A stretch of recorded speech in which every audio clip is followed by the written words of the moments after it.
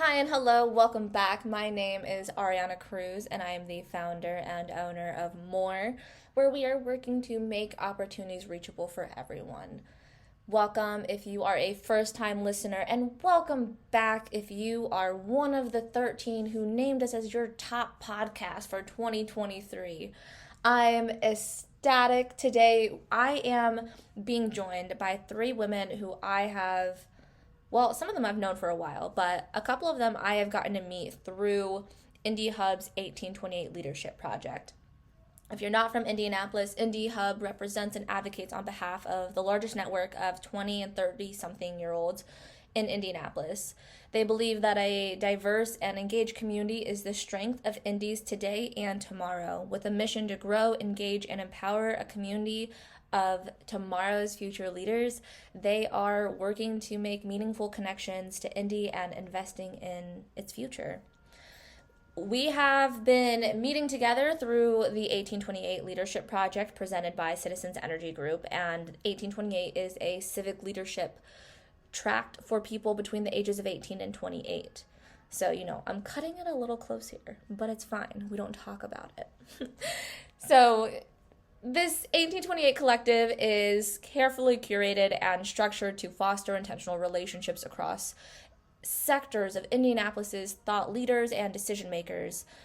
The group is full of self motivated individuals, if you don't mind me saying, who are fueled by civic engagement, and we get to be connected with each other and resources in our Indianapolis community. So today I'm joined by Lillian, co-founder and CEO of Listen to Our Future Inc., as well as Leslie, founder and operator of ColoresCollective.co, and India Rhodes, a human resources professional with Meyer. We dive into our word of the year, as well as the impact of surrounding ourselves with like minded individuals. We talk about 1828 and the way that it's opened doors to challenge ourselves and know our community better. So, if you're ready, I'm ready. Let's talk more on Monday. And if you want to dig deeper with us, head over to our Patreon where you can save a seat and join us in making opportunities reachable for everyone.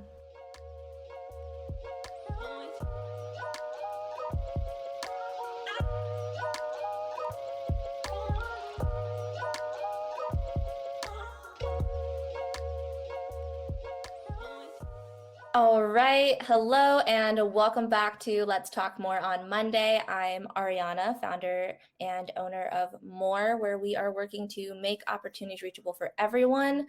Today, I'm really jazzed because I am in this cohort for 1828 through Indie Hub, where I feel like it's bragging when we say this. I don't know how you guys feel or how you guys explain what 1828 is, but it's like this cohort of developing leaders who are wanting to learn about our community more, make shit happen, and do it together in a really collaborative way, working just alongside people. And as I was looking at our podcast schedule, I thought it would be super fun to have some people from our cohort join for the podcast. And so thank you guys for, one, liking the message, two, being active in the group me, because I don't think everyone is, and for sharing time with me over our holiday break. So welcome, welcome, welcome.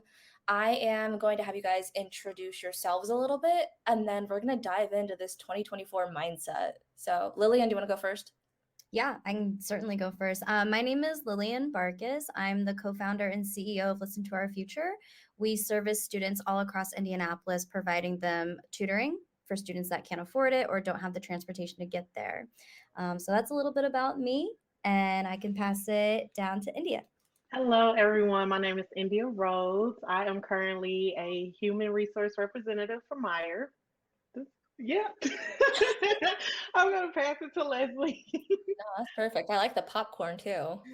Same. Hi, everyone. My name is Leslie Salazar. I'm the founder and operator of Colores Creative. ColoresCreative.co is the communications creative agencies that we help amplify voices of progress. We work primarily with entrepreneurs and with candidates who are running for political office. So it's a lot of fun.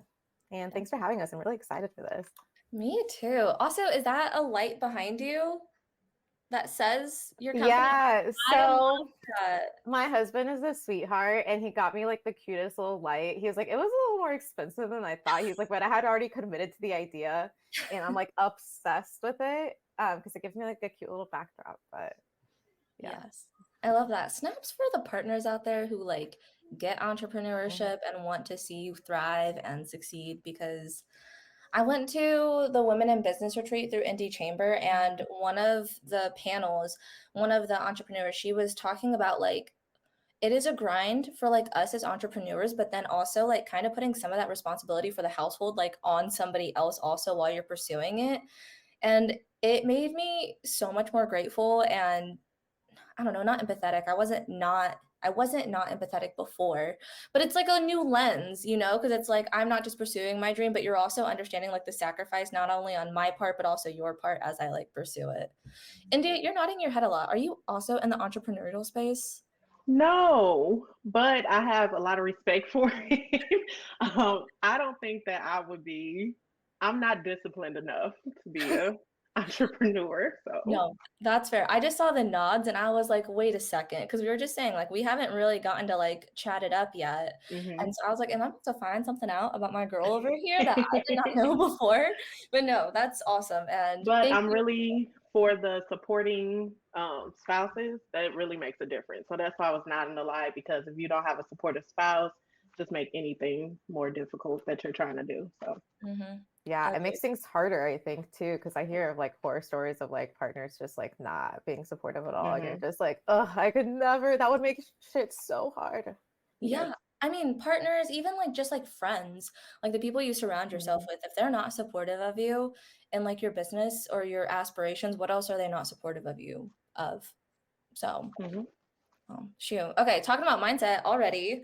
Um, okay, so Leslie, I am curious. You started your company in the last year or two, is that right? Yeah, so I had filed for my LLC 2 years ago because I was thinking about formalizing my freelancing. I've been doing it for about 10 years on and off. Mhm. And I had finally like taken a dive of like, oh, I'm gonna formalize it. People have a connotation of like freelancer and then business owner. It just sounds so much more fancy when it's all really perspective and it's like kind of the same thing. But yeah, so I started it officially a year ago, I would say, under colorescreative.co. That's awesome. Okay, so going into your, um, I'm gonna be so embarrassed if my math is wrong. Going into your third year of business then, right? Yes, but second, this would be my first full year under colorescreative.co. Yeah. Okay, Mhm, cool. mhm. So how did formalizing the LLC and making that shift from freelancer to business owner, if you will, shape your mindset for this coming year? A lot. I have hired two contractors to help me out. I wouldn't formally call them employees because I don't have them under in that way to be under like a 1099. But I'm just like I'm so used to doing things on my own and just kind of rolling through my own beats. And I'm so bad about like taking things off my plate. Like I feel like I'm burdening someone, which it's like I have to change my mindset of like shift my mindset that it's not really burdening if I'm paying them. Like one, two, like they signed up for this. So they want the work. It's just changing my perspective of like who I am as like a business owner, quote unquote, being like a CEO per se, I guess. Yeah. Well, I mean, I think that taps into like how you lead and like at that point in your business as it grows. I mean, Lillian at the last cohort workshop, I call them workshops. I don't know what you guys call them. I also feel like it changes every time I try to think of a word for it. But we were talking and you were talking about how you're hiring and you're expanding this coming year. So like what has that been like for you as you look at your goals and your objectives for the year? I mean, personal and business, however you want to take it. Yeah, definitely. It has been quite the interesting ride. So, spring of 2020 is when I quit my job. That was my last school year, and I definitely resonates with me about like be walking to the own beat of your drum. And I was certainly like in that position, but I quickly understood that I can't do it all by myself. And we just like it was like a snowball just rolling downhill. And I got to the point where I was like, I don't know if this is going to work. Like, I put my whole career on the line for this. Like, I left my job that I loved. And then I was like, okay, like, I got to the point where I just felt like I was constantly sinking. And I think that because you had called me out last meeting about why did you say you work the company that you work for, not the company that you co-founded? And it truly like is this level of imposter syndrome that it's hard to believe as a young person that I was able to start a nonprofit and serve over 300 students every single week. It's hard to believe that I have over 50 tutors now. Like, it's hard to believe that any of these things are actually real. So my word that I clung on to a lot last year was just surrender. Mm. Surrendering to whatever you believe that higher power is, whether it's God or Allah or the universe or science, whatever. Surrendering to that because I was just anxious. I was anxious all the time. I felt like I didn't have control. I felt like I, was like this snowball. I couldn't catch it. So that has really been the word that got me through 2023. It allowed me to think about the leader that I need to be for my own organization and what that means for me.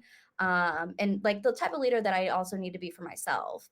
So that word is really my word for 2023. And as far as, leading me into 2024, it's a lot of the same energy because it got me this far. So might as well not fix it if it's like, why fix something if it's not broken? Yeah, no, I love that. I mean, it is hard, especially when when you start a business and then it takes off faster, or like an organization when it takes off faster than you plan. And side note, I know some people are listening, so you guys can't see our screen right now. India's in and out. I sent her a message, so when she jumps back in, we'll loop her back in on the conversation. But so I might be juggling between screens, but I think like trusting yourself and really that surrender, kind of like what you said, like surrendering to the plan and do like keeping up with it with what you know you can control. Because I feel like when I started more, I started it just as like a project. It was really just meant to be something fun that I did with some friends. I did not even plan on it like being a magazine at all. It was going to be a photo shoot, and then it turned into a magazine. And then I was like, I have to make this like live online now. And then we launched it, and then everyone was asking to like buy a hard copy. And then I was like, huh, funny story, like I don't have a hard copy for you. And so it's wild as the demand for like what you're doing and how you're serving like picks up, and trying to keep up with that. And it ends up, I feel like there's that meme or something about how you can't start a new diet or a workout or whatever when it's not a Monday. You have to wait till the next Monday comes around, or till January 1st comes around. And it can be so nerve-wracking to have all of these things happen way faster than you plan. And then your goals, your timelines, whatever, are like kind of thrown into the water, because now you're trying to figure out your plan for what you thought was going to be like 3 years from now. Mm-hmm. So you said your word last year was surrender. Are you sticking with surrender then? You said the same energy, or are you evolving it? I think there is some evolution in it. I think that now, as far as my word is, I guess, two words. It's unconditional love. I think that that's the word that I'm really pushing through into 2024 with. One, it's like that level of self-love, like unconditional self-love that I need to have for myself, but also like for the work that I do, for the people that I work with, for the students that I serve, because it can be hard being in a management position. It can be hard being a leader, a CEO, a boss, like all of these things. So I think that having that heart of unconditional love in the forefront is going to be one, what keeps me true to myself, but also what will allow people to see who I really am. I think that's my biggest thing in my journey as an entrepreneur, as a leader, right? I just want people to know who I truly am, and to like be able to vouch for me, to be able to put me in the right places, to be able to help me along my journey. So that unconditional love, I'm hoping to reciprocate and, take it all in. I love that. Leslie, what about you? Are you a words? Are you resolutions? Are you goals? How do you take on a new year? I kind of do a combination of things. So I try this year, I've been trying to be a lot better about looking at my entire year. As have you guys seen the viral big ass calendar that's on TikTok? I just made one today. Okay, Wait, what okay, does it look like? I'm not on TikTok. Is that lame? okay. I wait for the like secondhand trickles, Reels on reels. Instagram. Yeah. So if you haven't heard about it, it's like huge. It's probably like the size of my board, and the way he structures it out, it's just continuous. So each month is on one line, and then the weekends are shaded in different colors. So when you look at the grand scheme of things, you're like, oh my God, a year goes by so quickly. Like you can only do so much and you can't focus on everything. So I've been trying to be better about like outlining my entire year as opposed to my quarters because I'm like such a quarter girly, like still coming from like the corporate like world, but it's like it's not working for me as much as I wish it was. I feel like I'm spreading myself so thin. So I've been looking at it at like an annual way, but I also one of my words was actually I also do words as well, but is actually love. And I love that you said unconditional love. I'm like, maybe I'll upgrade my word.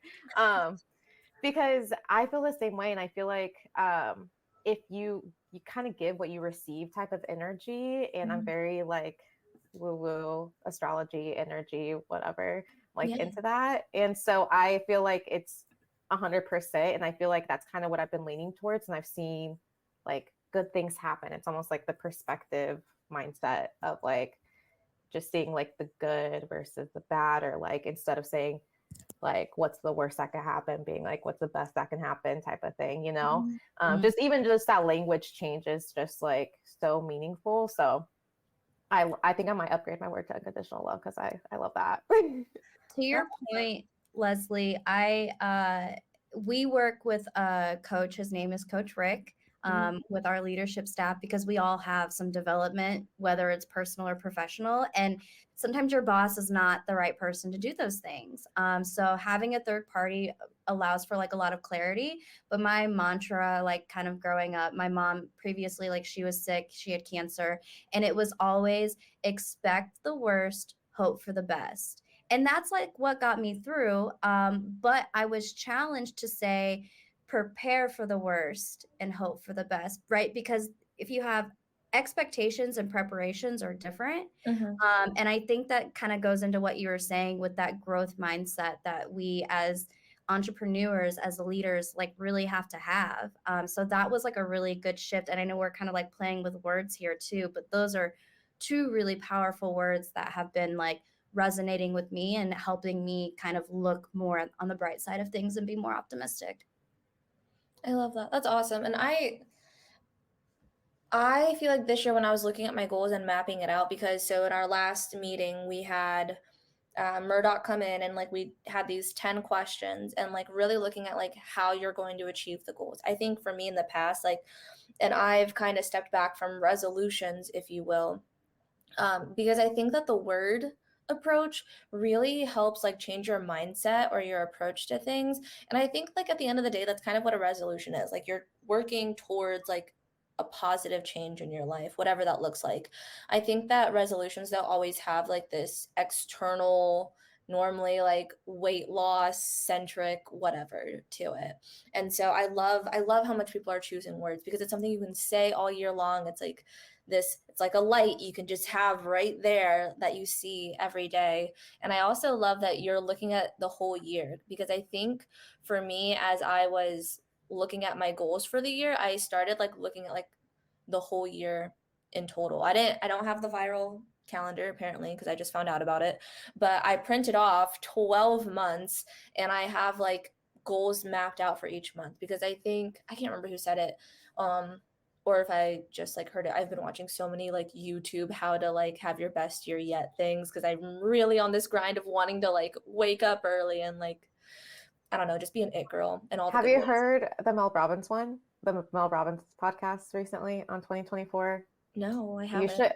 You should listen to that one if you're like planning it out. She gives like really good tips on that. So okay, just add that to your list of things to listen to and watch.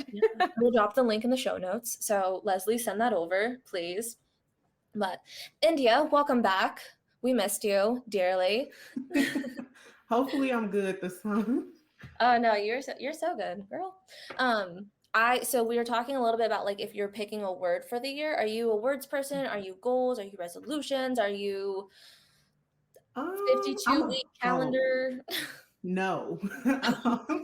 I'm a goals type of person. This year, last year I did a digital, Oh, cool. um, what is it, vision board, which really Yeah. helped because I set it as my like background to my iPad and my phone. This year I'm gonna try the bingo board. So we'll see. My friend told me I need more specific goals, so I'm gonna try to get more specific with my goals so I can accomplish them. Yeah, I love the bingo board. I also saw one where you put your goals like on like your favorite drinks or whatever. Some people did like full bottles of I saw that whatever. one. And so you Hmm. open each bottle like as you achieve your goals, which I thought was Hmm. really cool. But I love the bingo card.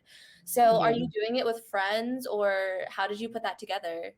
I am doing it with a group of my friends. We're gonna do it tonight, actually. um, so we're all gonna get our goals together. I have like a couple of mine. I don't think I have enough to fill my bingo board yet, but I'll get there tonight. So, Yeah. Well, I mean, it's always safe to give yourself like a couple of gimmies in there because a hmm, bingo board is big. Like I yeah, have like I think 3 to 5 goals. I'm doing one for the business and one for like personal. no, that's good. And 20 like I mean I can't 25 for a bingo Yes, card. 25. Yep. Hmm. That's a lot. It is. It is. Some will be my like main focus goals. I think I'm gonna line them up so I like get bingo on the ones that I really Yes. so yeah, I think that's how I'm gonna do it. But some will be smaller than others. So Yeah. No. Is there a prize for whoever gets bingo first? no, but there will be now. Okay. Really? Now that Yeah, you said you're gonna line them up, yeah, you might as well be the one yeah. to bring up a prize. That's awesome. That's so cool. What is a must-have for you guys when you look at like setting goals? Like for me, it's always like it has to be an active verb for me when I set them. And I normally don't do numbers. I'm very bad about like setting very like quantitative. I'm trying better to do that. And I think more of my milestones to certain goals have that now. But what is a must for you when you're looking at your goals? They have to be attainable. So I try not to. I don't get to that many details with my goals yet, but at least it has to be attainable. Something that's not just too extreme for me and for me to do in a year, so to Mhm. speak. So, For me, in previous years, I usually have like a goal and then little sub goals that go along with it. And this past year, I've been learning a lot about like habits and like habit stacking. So instead of having like things I need to check off before then, I think I'm going to try to kind of change the wording a little bit and be like, what habits do I need to go along to go with this? Like, so Mhm.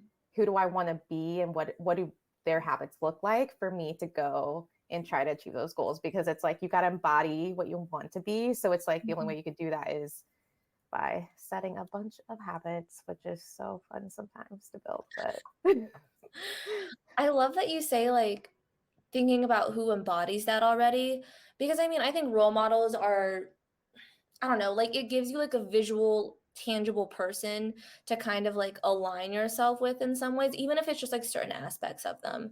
And so I love that you said like envisioning like who you want to be and like what that person does. That's awesome. I love that. I was gonna say about goals, like it's honestly like as soon as you said that question, I was like, oh shoot, like goals for me, I think it's an interesting relationship, right?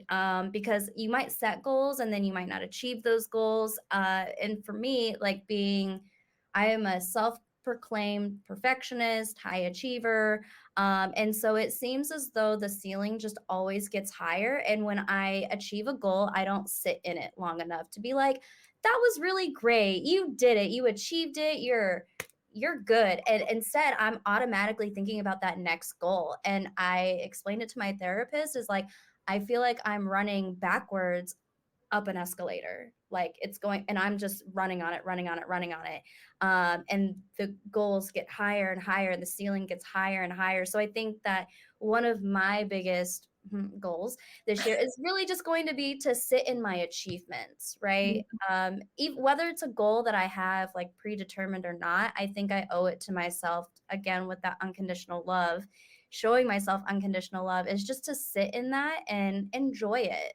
So I think, like, I remember making 5-year plans, like setting out all my goals, and never, never turned out the way that I expected it to. So maybe I need to redefine what these goals are, or like what my relationship is with them. But when you asked that question, I was like really, really stumped. I was like, I couldn't even tell you an answer. I mean, that's okay. Maybe you should, okay, I just thought of this and I might do this for myself now. It's not a bingo card, but it's kind of like that reward. Do you guys remember those? I don't know, I feel like they were on Tumblr, like when boyfriends and girlfriends would go to college and they'd put open when you get to your and all those things. Maybe like making those, but like for your goals, open when you XYZ, and then put like a gift card in it for like a massage or like a Grubhub gift card. So that way, like when you open it, it's like already like built in time to like celebrate you. Yeah, I like that. I really, really like that. And that, I think, can also kind of tie into your love language too. Like if your love language is gift giving, give yourself a gift. Mine is like quality time. So maybe it's like going out and doing something by myself to treat myself, Yes. So I like that. I love that. That's awesome. So I'm trying to think of how I want to phrase this. So we're all going through 1828 together. How have you felt this workshop, this cohort, and like the people that we're going through alongside it with? How have you seen maybe your perspective on 2024, what you hope to do, people who you hope to meet? How has 1828 shaped any of that? I think for me, it's probably, oh, go ahead, India. Go ahead, Leslie. I was gonna say, I think for me, it's just the opportunity to meet with, get the opportunity to be able to network with a ton of people. I feel like Indie Hub has a huge network that is just like, I've heard of these people. I've seen them on like the IBJ 30 under 30 or 40 under 40, and being able to have the opportunity to connect with a lot of these people has been awesome. And then also I didn't realize, I guess, I didn't know what to expect. And I really enjoyed that they have put a project together to get to know the neighborhoods, because I don't know if I just didn't know what we were going to be doing, and then really having the emphasis on indie, because I feel like indie has a bad rep sometimes. And I'm just like, I love indie. I'm an indie diehard. You know what I mean? Like, and just seeing like the rich culture that there is, and them being able to expose that to us, because there was so much I didn't know about, from like even the Speedway and Southports and how that came to be, and Unigov and all that stuff. So it's been really interesting. I second everything Leslie said. I didn't know what to expect in 1828 too, but it was a few people that I would see around, but didn't have a relationship or a way to like directly network with them. So 1828 has done that for me. And then as far as like the 2024 going into that one with my goals, definitely Murdoch laying out how to plan and how to write good goals helped. And I'm going to bring my notes tonight when I make my bingo card. So it's been an overall good experience to, like Leslie said, network directly with people. So that's awesome. And I feel like too, being able to go through it like as a group, and Allie and I ended up meeting up last Friday night. We had a date and we set a bunch of goals together, and we went through all 10 of the questions together and like shared it for like accountability and like challenging each other, because she was like, that goal sounds really vague. How will you know if you achieved it? And I was like, I don't know. I need to revise it, and vice versa. And so I love that we're in a group with a bunch of people who are similar to us in the ways that they want to put energy into something, especially something so community centric. And yeah, I'm so geeked about Murdoch's list. I feel like I want to like apply it like slightly in different ways to like different projects I'm doing. Just so like clean and concise. I love clean and concise. Like the ritual part, I was like, oh, I need to get back to like doing like really good rituals and like the affirmations. He just had it so down, and I was just like, how do you just Yes. Yeah. It was so good. I wrote it down. I feel like I've said it a few times. I love the revolution one. Like, I'm a revolution and I am worth. Wait, no. Now I'm embarrassed. I can't remember what it was exactly, but it was I am worth the revolution. And that is the part that I love. I am worth the revolution. I love I it. think, yeah, just Ari, what you were saying, like with 1828, just realizing that I am not alone. I think the entrepreneurial journey can be very, very lonesome. You might even meet other entrepreneurs, but if you guys aren't doing the same thing, it's like, how much information and knowledge, can you take and it be applicable to what you do? Yeah. So I feel like, just being in a community of people that, like you said, are on like the same wavelength, and knowing that I'm not alone in this journey.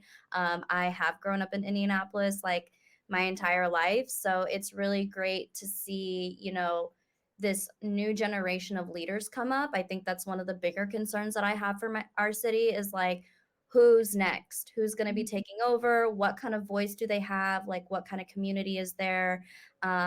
Because I want the next generation to be better set up even than what we were. And I just don't necessarily see that happening. So someone, like you said, has to do the revolutionary work.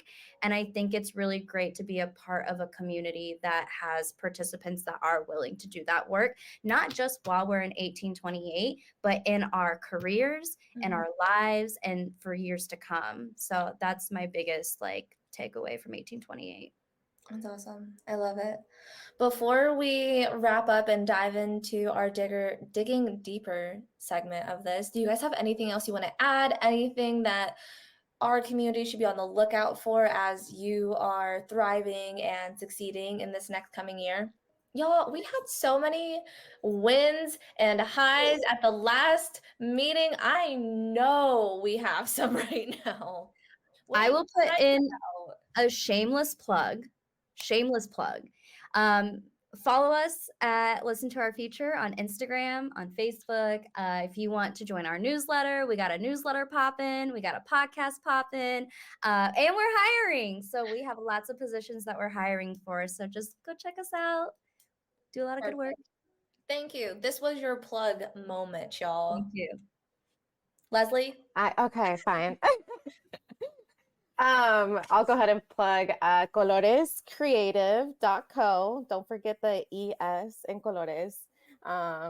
Yeah, we, like I said earlier, we're creative communications partners. So we partner with nonprofits and candidates and campaigns who are doing really hard work out there to get awesome people elected or get organizations going and helping them out that are going to do really awesome things for our community. And don't forget to register to vote. Don't forget to register to vote because that's coming up next. Yeah, the big 2024. So get registered, get your family registered. That's my plug. No, I love it. And if you're moving, update your address and your license and all the things. That was like my number one task when we moved this year. So don't forget that. Awesome. Well, thank you guys for joining. I know India sends her regards. It looks like she had to pop back out for a second, but if you want to hear more from these lovely ladies, head over to our Patreon where you can listen as we dig deeper. Thank you so much. Thanks for listening to Let's Talk More on Monday. If you'd like to hear more, head on over to patreon.com/moremagazine, where we're setting the table so that we can dig deeper with our favorite people. Thanks for listening.